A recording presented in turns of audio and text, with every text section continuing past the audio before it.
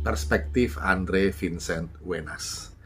Nah, sehubungan dengan kebakarannya kilang minyak Pertamina di Cilacap baru-baru ini, yang katanya bukan yang pertama kali ya, muncul banyak spekulasi di masyarakat mengenai kenapa selalu sering terbakar kilang-kilang minyak milik Pertamina ini. Nah, tentunya spekulasi publik ini atau kecurigaan, katakan begitu, itu hal-hal yang sah-sah saja. Ini ada catatan dari Bapak Dr. Insinyur Haidar Alwi sehubungan dengan peristiwa terbakarnya kilang Pertamina. Judulnya, Di balik kebakaran rutin kilang minyak Pertamina. Begini, sahabat Pertamina memiliki 7 kilang minyak dengan kapasitas produksi sekitar 1 juta barel per hari. Kilang-kilang ini tersebar di Riau ada 1, Sumatera Selatan ada 1, Jawa Tengah ada 2, Kalimantan Timur 1, Jawa Barat 1, dan Papua ada 1. Namun, dalam kurun waktu 9 bulan terakhir, kilang-kilang minyak milik Pertamina telah mengalami kebakaran hingga 3 kali.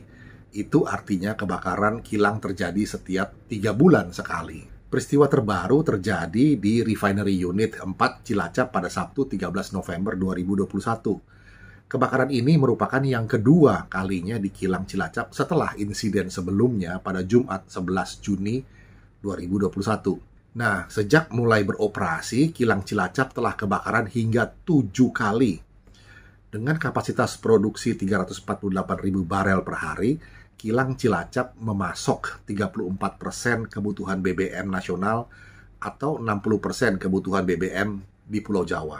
Sebelum kebakaran berturut-turut di kilang Cilacap, terjadi ledakan dahsyat di Refinery Unit 6 Balongan, Indramayu, pada Senin 29 Maret 2021.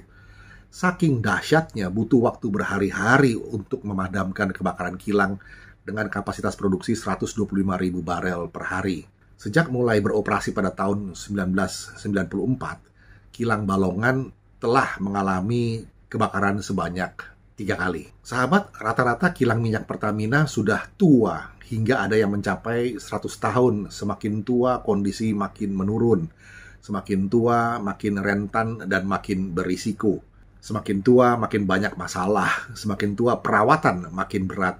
Semakin tua, makin butuh banyak perhatian. Semakin tua, biaya pemeliharaan semakin besar.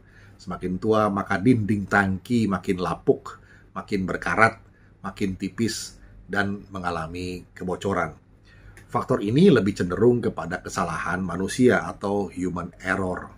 Faktor kedua berkenaan dengan fenomena alam, berupa sambaran petir misalnya, minyak atau hidrokarbon dari kebocoran tangki, faktor pertama, ditambah oksigen di udara dan sambaran petir, faktor kedua, adalah segitiga api yang sempurna bagi terjadinya kebakaran bahkan ledakan dahsyat di kilang minyak.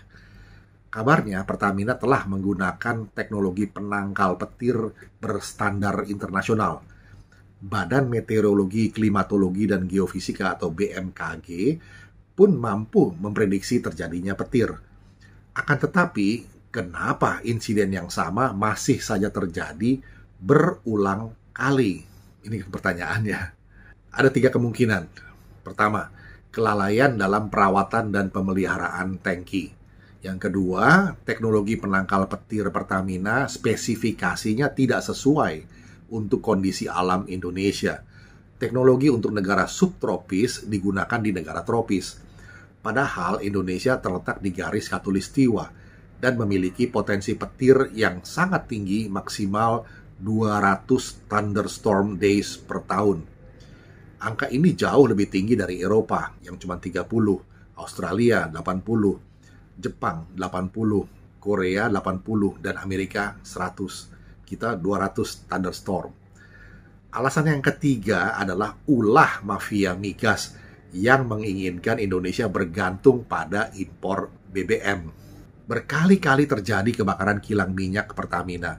Berkali-kali pula sambaran petir menjadi satu-satunya kambing hitam.